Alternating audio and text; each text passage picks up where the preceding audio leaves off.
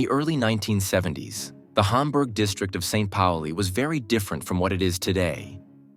Even back then, the district, through which the world-famous red light district Reeperbahn runs, was home to all kinds of venues for debauchery, excess, and taboo. But what was missing was the colorful image of the district, which today is characterized by gentrification and often a sense of lightheartedness. In the early 1970s, St. Pauli, and especially the area around Hamburger Berg, was one thing above all else: a very tough place. Amidst heavy alcoholics and failed existences, one man was a particularly frequent sight in the pubs at that time. Everyone called him Fiete. He was a regular at the local bars.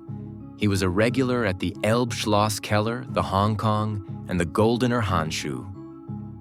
Every now and then, Fiete would take women home with him. He never stood out. The young man was a quiet guest. But like so many other visitors to the bars in the side street off the Reeperbahn, he was lonely. But although Fiete, whose real name is Fritz Honka, is lonely, he's not alone in his apartment in Hamburg's Ottensen district. 4 women lie in his attic apartment, murdered, dismembered, and buried in plastic bags over a period of years.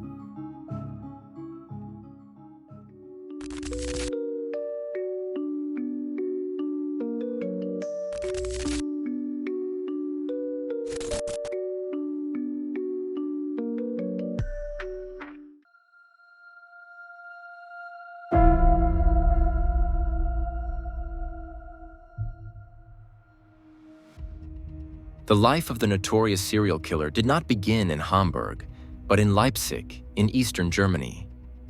He was born there on July 31, 1935, the son of a carpenter and a cleaning lady. Fritz Honka has 10 siblings. However, 3 of them die shortly after birth. His father is said to have been involved in the Communist Party of Germany, which was banned during the Nazi era, and is sent to a concentration camp. According to his own account, Fritz is also sent to a youth concentration camp. After liberation, he grew up in various children's homes in Leipzig. His mother sent him and his siblings there. His father died shortly after the end of the war as a result of his severe alcohol addiction and imprisonment. Honka began training as a bricklayer in the early 1950s. However, his health forced him to drop out. This was a pattern that would continue over the years. Fritz Honka's life never followed a conventional path. In 1951, at the age of just 16, he fled the GDR and worked on farms in Brockhofe, a small village in Lower Saxony in the Allied zone of Germany. There, he had his first son, Heinrich, as a result of an affair. However, when the first child support payments came due, he simply moved on. He ended up in Hamburg, where he started working in a shipyard. His distinctive appearance only became an unmistakable trademark of Honka in the 1950s. His nose was shattered in a serious traffic accident in Schleswig-Holstein. From then on, he also had a severe squint. And Fritz Honka, who was already slight of build, was no longer able to do heavy work. In 1957, Fritz married his wife Inge. The couple lived together in a rented apartment on Wimmerweg in the Neu-Wiedenthal housing estate in Hamburg. But Fritz and Inge are not a happy couple. Neighbors report violent outbursts between the two. In 1960, the marriage ends in divorce. In addition, Inge is said to have claimed that Fritz drank far too much alcohol and repeatedly cheated on her with other women. The couple, who now also have a son named Fritz, got back together, remarried, and finally divorced in 1967. Fritz then moved out. He moved into an apartment at Seisstrasse 74 in the Ottensen district. And with this move, one of the darkest chapters in Hamburg's criminal history began.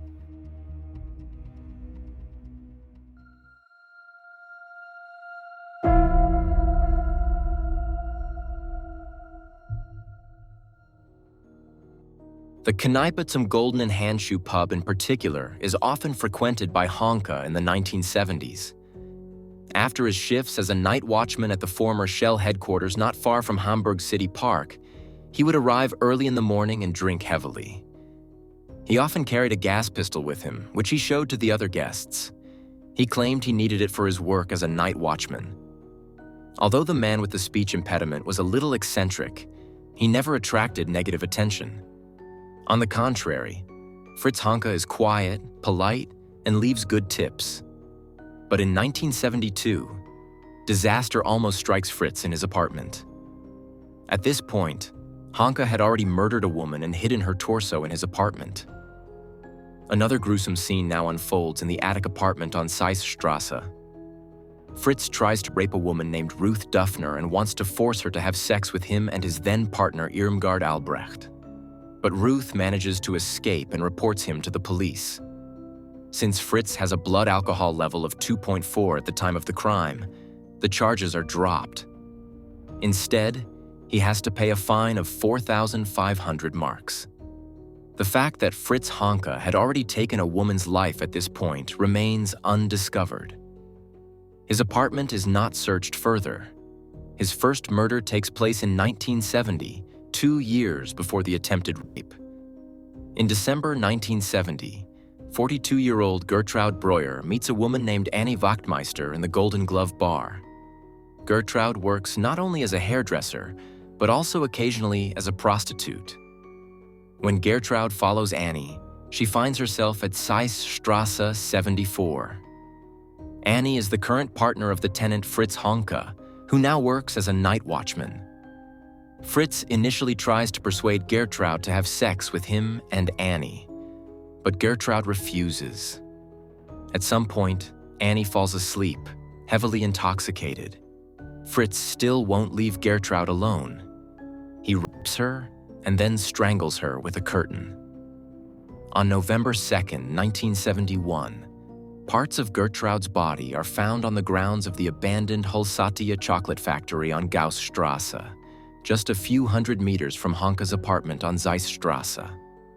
Among the body parts found are her severed head, her breasts, her hands and feet, her arms, and one leg. The badly decomposed body parts are wrapped in newspaper in carefully packed parcels, which are noticed by a resident when he goes to dump his rubbish on the abandoned site. Her torso is not found at that time. It is lying in Honka's attic apartment in Hamburg, Ottensen. Using a method that was very modern at the time, Gertrude's head is prepared in such a way that the face of the deceased can be roughly reconstructed. This enables the officers to identify the victim. Gertrude's trail leads to the red light district and the bars on Hamburger Berg. Shortly before her death, she's said to have written a letter to friends in which she planned to start her life over again. But that was not to be. After Gertrude Honka's first victim, Anna Beuschel also met her death at Zeissstrasse 74. In August 1974, Fritz meets the 54-year-old housewife and prostitute, also in the Golden Glove. Both are heavily intoxicated when they go to Honka's apartment together. The two have sex and Honka murders her. Later, he stated that Anna was lying there like a board. He then strangled her, as he had done with Gertrude. He hid her body in a small side room in his apartment. In December 1974, 4 months after Anna, Fritz Honka finds his third victim in Frieda Roblick. The 57-year-old, who calls herself Rita, also works as a prostitute. She is said to have survived imprisonment in a concentration camp during the Nazi era. Unfortunately, nothing else is known about her. The two have sex, for which Fritz pays Rita 200 marks. But Rita steals another 200 marks from his wallet. When Fritz notices the theft, he kills her too. Fritz Honka's last and fourth victim, Ruth Schuld, is murdered in January 1975. This 52-year-old woman also works as a prostitute and is a regular at the Golden Glove. She moves in with Fritz Honka, but only 3 weeks later she is also dead. Fritz hits her on the head with a bottle of schnapps so hard that she is stunned. He then strangles her with a stocking and dismembers Ruth's body. Ruth's legs are sawed off at the thighs, her breasts and earlobes are severed. Fritz Honka also cuts off his victim's nose and the tip of her tongue. Honka's apartment is full of scented stones. scented stones, which are usually used in toilets. Their smell is so strong that the neighbors even complain about the pungent smell of artificial spruce coming from his apartment. But Honka blames his Greek neighbors, who he says use a lot of exotic spices. In addition, pornographic magazines and alcohol bottles pile up in the 18-square-meter apartment. The ceiling is covered with more than 300 posters and photos of pinup models. A total of 4 women have died in Fritz Honka's apartment in Ottensen. And who knows if there would have been more if it hadn't been for a fateful fire on July 17, 1975.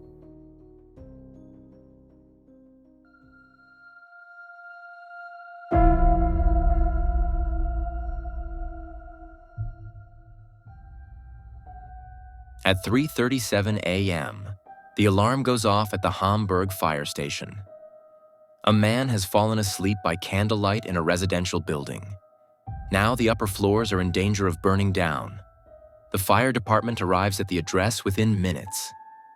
It is Zeissstrasse 74. While the fire started on the second floor, the flames spread along the ceiling, so that after the fire was extinguished, the attic apartment and the attic had to be checked by the police. Inside the house, the emergency services are struck by an unpleasant smell. It is not just smoke in the air, but rather the smell of burning flesh. In fact, the firefighters found embers in a plastic bag containing human body parts. During the investigation of the apartment, which is now a suspected crime scene, investigators came across numerous women's shoes, handbags, umbrellas, and women's clothing in various sizes. And that wasn't the only discovery. Behind a small shed, firefighters found more human remains. In diesem Wohnhaus im Hamburger Stadtteil Altona wurden heute durch Zufall 4 Leichen gefunden. Feuerwehrleute, die einen Zimmerbrand löschten, entdeckten 2 verstümmelte Frauenleichen in Plastiksäcken. Sie waren in einer Rumpelkammer und auf dem Dachboden versteckt worden. Bei den Aufräumungsarbeiten stieß die Mordkommission auf eine weitere weibliche Leiche. Die 4., das Geschlecht ist noch unbekannt, lag hinter der Küche. Die Polizei vermutet wegen der Zerstückelung dieser Leichen Sexualverbrechen. Der Tatverdächtigt ist der 40-jährige Fritz Honka. The police arrive and literally tear the apartment apart. While the officers tear down walls and lift floorboards, Fritz Honka comes home from work, unaware of what is happening. The night watchman talks to the officers, and it quickly becomes clear that there is only one person at Zeissstrasse 74 who has a key to the attic where one of the bodies was found. Fritz Honka, the person who is talking to the officers. The officers take Fritz to the police headquarters for questioning. He is said to have remained calm during the drive there. He is also calm at first during the interrogation, but his statements become contradictory. When the police officer tells him what was found in his apartment and what he is suspected of, he begins to remain silent. At some point, he asks for a doctor, then revokes his request. At 10:30 p.m., he is taken directly from the station to a detention center. The next day, he finally confesses to the police. However, he does not seem to remember the murders properly, or does not want to remember them. He remembers that one woman laughed at him and another called him a bum. However, he does not know how or why he killed the women. Even the experts cannot agree on what Honka's motive might have been. Did the man kill out of sexual desire, or did he kill for the sheer pleasure of murder? In order to finally get more information out of Fritz, the police even take him to the forensic medicine department. Later, Honka testified that he only dismembered the bodies because he didn't know how else to dispose of them. The bodies were simply too heavy to carry downstairs and away, so he sawed them up.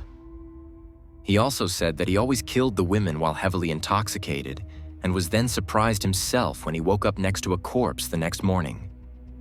He claimed to have no memory of the crimes themselves. He also said that he only dismembered the bodies when he was heavily intoxicated. Honka reportedly told his lawyer that he was acting on behalf of Jack the Ripper.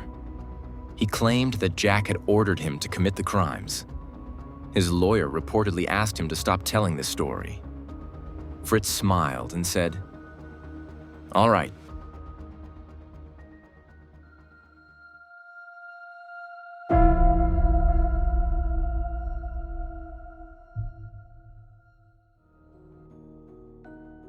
Even before his trial, immediately after the discovery of the bodies in Fritz Honka's apartment, he becomes known throughout the city overnight. All the newspapers report on the woman killer of St. Pauli and outdo each other with gruesome details about the murders of the 4 women and perfidious anecdotes from Honka's life. The fates of the 4 women who were brutally murdered and dismembered by Honka almost fade into the background. To this day, it is difficult to find any information about Gertrude, Anne, Frida, and Rita. When Fritz Honka stands trial in 1976 and is charged with 4 counts of murder for sexual motives, a psychologist paints a vivid picture of Honka. She said he had severe inferiority complexes and a need to have a superior position as a man. He saw himself as the master of life and death. He took the women he murdered home with him because it made him feel socially superior to them. Sex was dominated by his power fantasies. He also apparently dressed up as an SS officer on a regular basis. When confronted with this, Fritz Honka simply replied, "I just fucked them." During the trial, Fritz briefly changed his testimony. He admitted to dismembering the bodies, but denied killing the women. His lawyer, on the other hand, pursued a strategy that was not only coordinated but actually successful for his client, within the limits of what was possible. Rolf Bossi was one of Germany's best-known and most renowned criminal defense attorneys. Just 3 weeks before the trial, he took on Honka's case and presented himself during the 12 days of the trial as the advocate for a lost soul. Fritz had strangled the women but had no motive for murder. Rather, Honka was mentally incompetent, not only because of his heavy alcohol consumption, but also because of his mental abnormality. He had been insulted by the women before the respective crimes and felt so attacked that he killed them in a rage. Bossi portrayed Fritz in court as a scarred man, a social case who had always been a loser in life. And the court's verdict is definitely closer to Bossi's demands than to those of the prosecution. Fritz Honka is not convicted of 4 counts of murder, but sentenced to 15 years imprisonment for murder in 1 case and 3 counts of manslaughter. This verdict is still considered highly controversial today. The judgment states, "The conflicts preceding the crimes were always initiated by the women, and Honka was of the opinion that the women should have acted according to his will, since they were, after all, prostitutes." Honka's statements that Jack the Ripper had ordered him to commit the crimes are also interpreted positively. It is said that this claim is proof that Honka still has feelings. After all, he needed Jack the Ripper as a vehicle to talk about his unspeakable deeds. Honka is not sent to a conventional prison, but to the Ochsenzoll clinic in Hamburg. At first, he's allowed occasional leave, then he is released on probation. And in 1996, some 20 years after the start of the trial, Fritz Honka is a free man again. He moves to a retirement home in Scharbeutz, a popular tourist resort on the Baltic Sea. There he lives under a new identity as Peter Jentz. However, his condition deteriorates so rapidly that Honka soon has to return to psychiatric treatment. He repeatedly complains to the nursing staff that his room smells like a corpse. He feels persecuted and confused. On October 19, 1998, Fritz Honka finally dies in Ochsenzoll Hospital. Like his father, he succumbs to the consequences of his heavy alcohol consumption.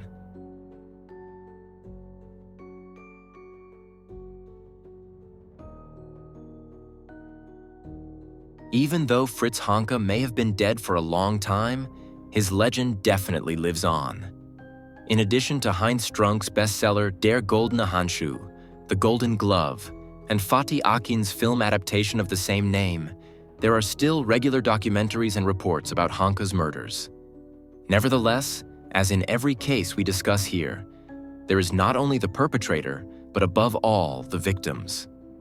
Not only did no one miss Gertrude Brewer, Anna Buchel, Frida Roblick, and Ruth Schult during their lifetimes, but even today they are not acknowledged, even in the context of their own murders. Within its tragedy, this also provides an exciting basis for discussion. How do you view the verdict against Fritz Honka from today's perspective? Do you think his sentence would have been different if he had stood trial today?